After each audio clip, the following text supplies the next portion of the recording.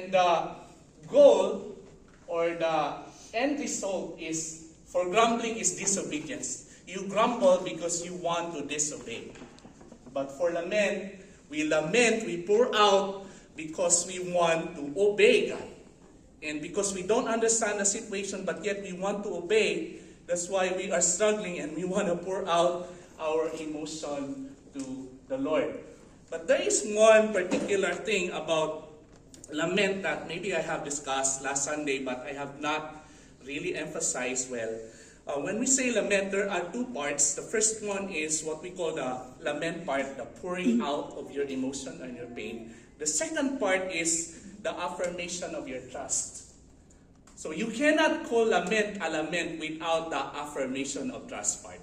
When you just pour out and then after that you don't you reaffirm your trust, that's incomplete. It should be part one, you pour out your pain. Second, part two, you reaffirm your trust and your belief in the Lord that He is good and He is working for the good in your life.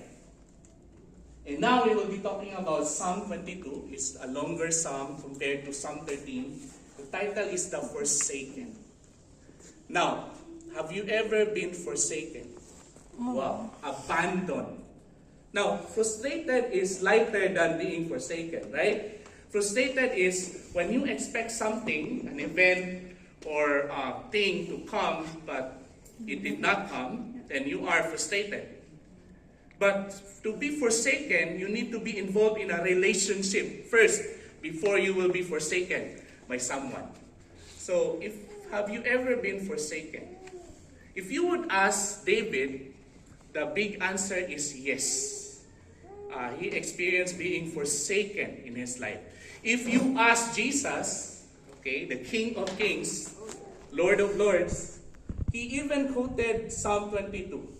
My God, when he was dying on the cross, remember that? Yes. Why have you forsaken? He experienced the feeling of being forsaken. David also experienced that. I don't know if you have ever experienced that. I don't recall experiencing this deep feeling of being forsaken, but maybe in the future it will happen. I don't know. In this fallen world, we will experience a lot of things, a lot of trials and tribulations. But how do we respond? And so in this Psalm 22, there are three cycles of lament and trust. Remember earlier, two parts of lament. You pour out, then you affirm your trust. In Psalm 13, that was last Sunday, there's only one cycle there. One lament, pouring out, and then affirmation. For Psalm 22, three cycles. Wow. Pouring out, and then reaffirming the trust, pouring out again, reaffirming the trust, pouring out the pain, and then reaffirming the trust. So let's look at the first cycle found in verse 1 to 5. Okay, let's divide this into three cycles. The first one, it says, my God, why have you forsaken me? Again, when you read this psalm, you don't read this as, my God, why have you forsaken me? Why are you so far from me? My words are from the words of my groaning. Okay? It carries a lot of emotion. My God, why have you forsaken me? Imagine Jesus hanging on the cross, asking the Father, my God, why have you forsaken me? Because during the time he felt he was forsaken, okay, but there's an argument whether or not he was really or truly forsaken by God. Okay, it's a different thing to feel that you are forsaken than to be truly forsaken by someone. That's two things, okay? Two things on. And then, so it says here, my God, I cry by day, but you do not answer. By night, but I find no rest. Imagine a person asking the Lord in the morning, God, why are you delayed again? This is my need, okay? And then in the evening, Lord, I'm crying out to you, but lo and behold, it seems that God was not there, and it seems that, at least for the psalmist, the one who wrote this, God was not there, and God has forsaken him. Then look at verse 3. That's in blue. That's in red. That's the lament part. The blue is the trust, the reaffirmation of the trust. Look at that. there's an immediate shift of the mood or the emotion here. Look at verse 3. It says, yet, or but you are holy. Earlier, my God, why have you forsaken me? Lord, where are you? Where are you now? But verse 3 says, yet you are holy, enthroned in the praises of Israel. In you our fathers trusted. They trusted and you delivered them. To you they cried and were rescued. In you they trusted and were not put to shame. But look at verse 1 and 2. As if, God was not there and you are being put into shame. But look at verse 3 to 5. An affirmation of trust. You look at that. You empty yourself. You receive something from the Lord. Good things from the Lord. And now he remembered that in the past, God was able to deliver his ancestors. In other words, God revealed himself to his forefathers, nanay, tatay, in the past. We have a lot of stories to tell, right? We have our parents being healed by the Lord. God has provided for them. And he remembered that after he poured out. That's the first cycle. What's the thing that we can learn here? The first principle. And if you have your camera, it's okay to take a picture of that first principle. Can we read this together? Ready, go. When you feel that God has not heard your prayers today, remember God's deliverance yesterday. One more time. Ready, go. When you feel that God has not heard your prayers today, remember God's deliverance yesterday. And sometimes we feel that. We are, sometimes thinking that, God, where are you? Maybe not to the point of really thinking that God has abandoned us or God has forsaken us. But at least, sometimes we think that God has not heard our prayers. Natutulog ba ang Diyos? That's the question that we ask. But during that time, we are reminded that we should remember God's deliverance yesterday. What God did in the past. That's why it's really good to have a record book of your prayer request. And then when it's answered, you put check. And then you keep that. And after a year, before the year would end, you look at that and you will see traces of God's faithfulness. God's deliverance of your yesterday. And you will be reaffirmed. That's what happened here in this first cycle. And so, I'd like to tell you a story of this dog. His name is Hachi. Okay? Hachi, together with his master, they have a routine. He would always accompany his master going to the train for his work, and he would always wait there in the afternoon to accompany again his master going home. That happens for years, and it has been the routine already. Not until one day, the master did not return. Because the master died at the workplace. Sad story, right? But this dog, Hachi, was still there, waiting for his master to come. And it was told that for 9 years, 9 months, and 15 days, this dog waited. Very loyal, very faithful dog to his master. Until this dog also died. Alright, sad story, but we have a lesson from this story. This dog was really loyal to his master.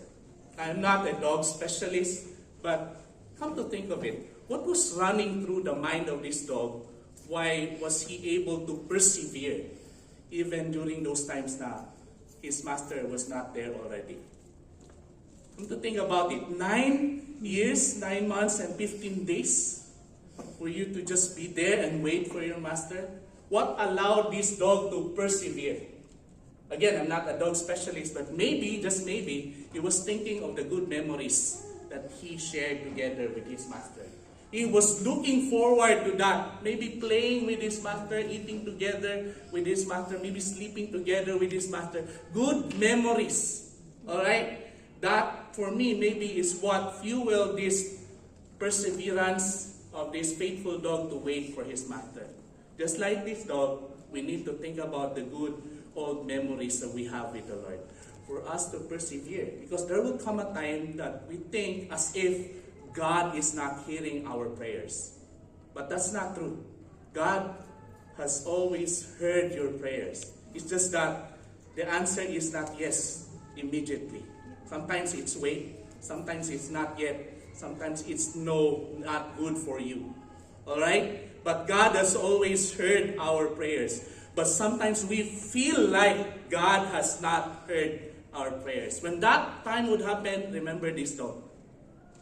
Remember the good memories, the deliverance of the Lord from the yesterday, so that we can persevere and we can continue. Let's look at the second cycle.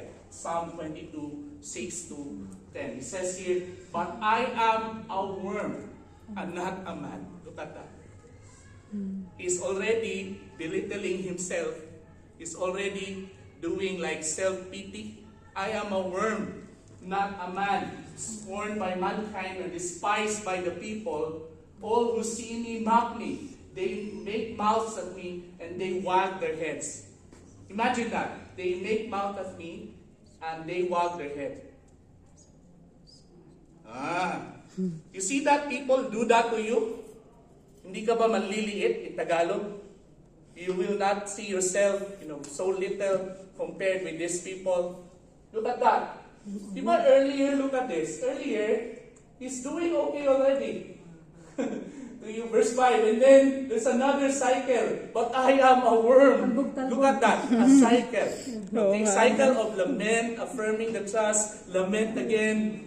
I am a worm and not a man, scorned by mankind and despised by the people. All who will see me mock me. They will taunt me, ridicule me. And then in verse 8 it says, this is what they will say. He trusts in the Lord. Let him deliver him. Let him rescue him, for he delights in him. That person, he's a Christian. Let him pray to his God. Okay? And let's see if his God will answer him. Have you ever experienced that? No? From people, especially when they know that you're a Christian. They will test you. Okay? And they will wait that you would fall down. They would wait at some point for your downfall. So it's kind of weird, but sometimes it happens. Right? But look at this. A reassurance again. Okay? Affirmation of the trust. Verse 9 says, yet you are he who took me from the womb. You made me trust you at my mother's breast.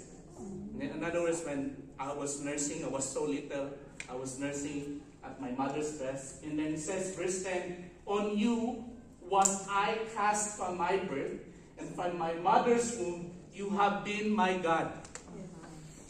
Very contrast pictures. Right? Earlier, self-pity. I am a worm, not a man. Worm, not a man. But look at here. It says, verse 9, yet you are he who took me from the womb. He's so special. God took him from the womb. You made me trust you at my mother's breast. On you I cast from my birth, and from my mother's womb you have been my God. Imagine this. Even before you were born in this earth, God is already at work in your life. Wow. Even before you realize it, that God is already working in your life, God is already at work. Look at that baby. He doesn't know what he's doing here, right? I'm talking, I'm preaching the word of God. He's listening, I know. But he barely understands what we are talking about. But God is already working in his life. Isn't that so special of us, for God, the King of Kings, Lord of Lords, to have been working already in our lives even before we are already born. But earlier, he was like a worm. But now, he is so special. He feels so special in the presence of God. Fluctuation of emotion, maybe, but this is like lamenting, pouring out your pain, and reaffirming your trust in the Lord. Second principle that we can learn. And we read this together. Ready, go. When you feel worthless and insignificant, remember in God's sight you are important. One more time, aloud. Ready, go. When you feel worthless and insignificant, Remember, in God's sight, you are important. Look at the person beside you and tell that person, you are important. You are important. And then tell that person, I am important. You are important. Oh, hindi yung feeling importante, ha? Iba yun. You are important in the sight of God. Amen.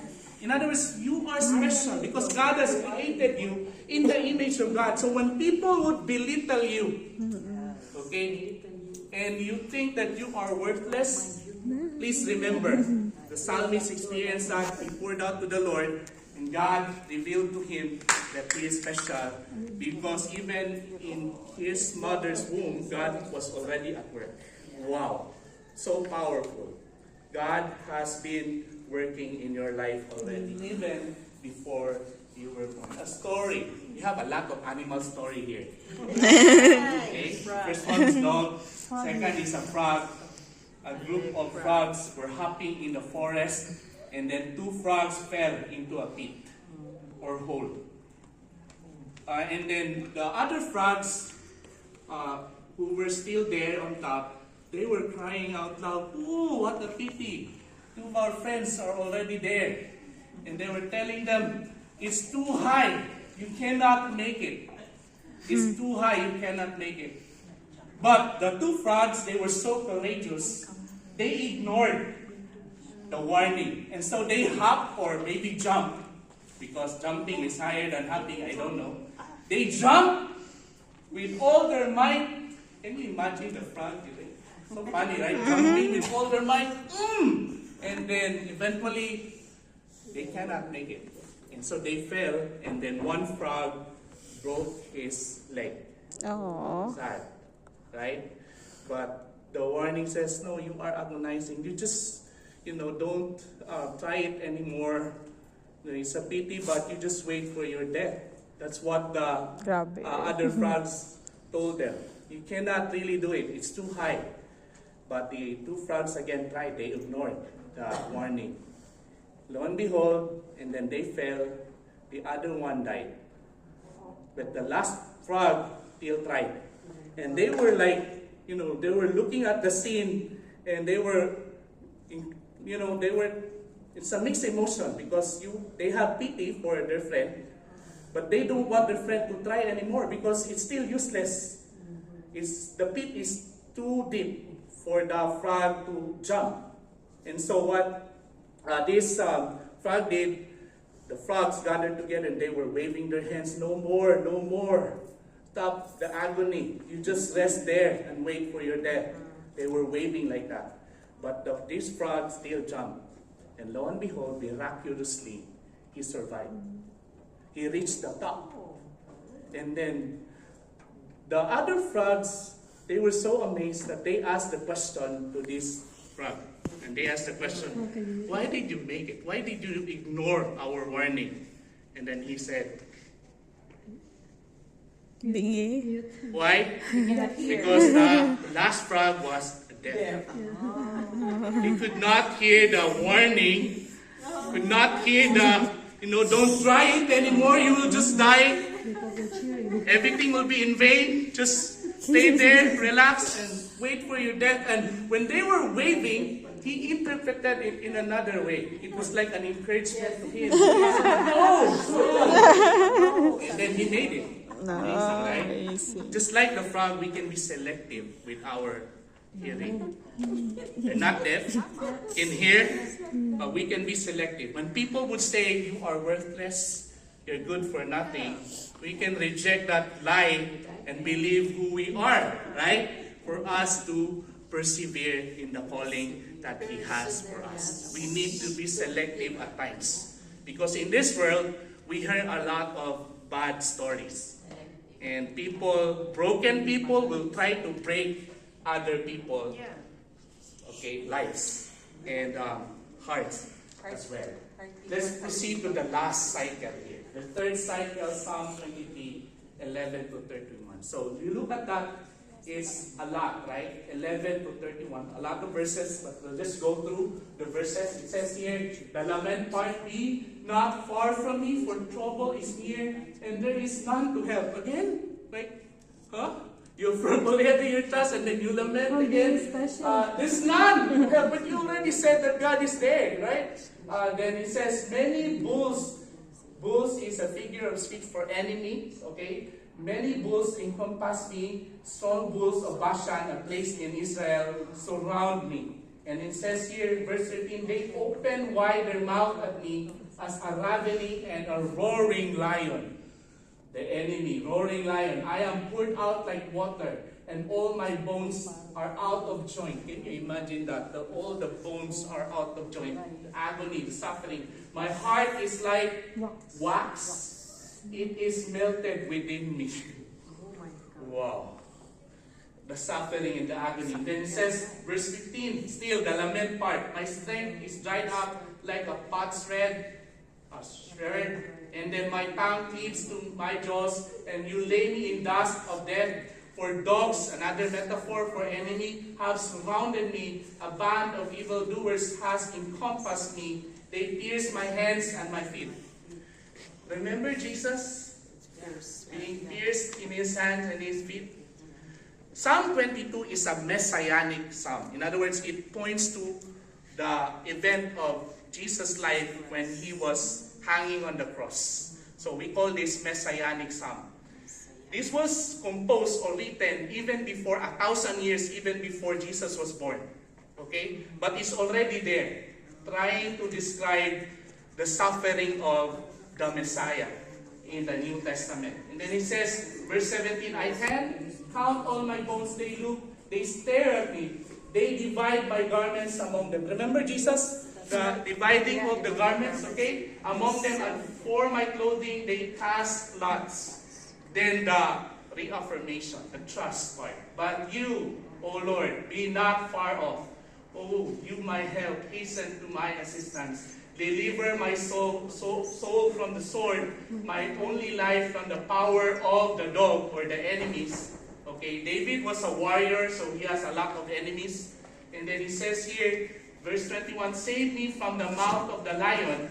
You have rescued me from the horns of the wild oxen. Metaphor again. Verse 22, I will tell of your name to my brothers. In the midst of the congregation, I will praise you. Look at that. After what happened to me, I have now a testimony. Your test now is your testimony in the future. Okay? Now I will tell of your name, how I have experienced you in my life. Then he says here, verse 23, you who fear the Lord, praise Him. Oh, he's now like an encourager to others. Earlier, he was like, Lord, where are you? Why have you forsaken me? But now, he's like a counselor to other people. All your descendants of Jacob, glorify Him, and I stand in awe of Him, all your descendants of Israel. Now he's becoming an evangelist, a preacher to other people. And then he says, verse 25, for you comes my praise in the great assembly. I shall pay my vows before those who fear Him. The afflicted will eat and be satisfied. Those who seek Him will praise the Lord. Can we say amen to that? Amen. We are here because we want to seek the Lord. And we will praise the Lord. Let your heart live forever. Verse 27, and all the ends of the earth will remember and turn to the Lord. And all the families of the nation will worship before the Lord. Now it's getting bigger. Not just the Israelites. Hey, you worship the Lord. But it's all the nations. And we are included there. The nations will worship before the Lord. For the kingdom is the Lord's, and He rules over the nations. Verse 29, all the prosperous of the earth will eat and worship. All those who go down to the dust will bow before Him. Even he who cannot keep his soul alive. And then verse 30, posterity or provision coming from the Lord, abundance will serve Him. It will be told of the Lord to the coming generation. They will come and will declare His righteousness to a people who will be born, that He has performed it. In other words, I will testify the goodness of the Lord to all, not just the people of Israelite, but to all the nation. What is the principle that we can learn here? The last principle. Okay? Can we read this together again? Ready, go. When you feel trapped by your situation, remember God's purpose is bigger than your problem. One more time. Ready, go. When you feel trapped by your situation, remember God's purpose is bigger than your problem. Another animal story, the donkey. The donkey and that's a donkey. The donkey and the farmer. When they were working at the farm, the donkey fell at the well. Fell again. An abandoned well. And so, the farmer was all alone, and he was old already. He could not lift the donkey.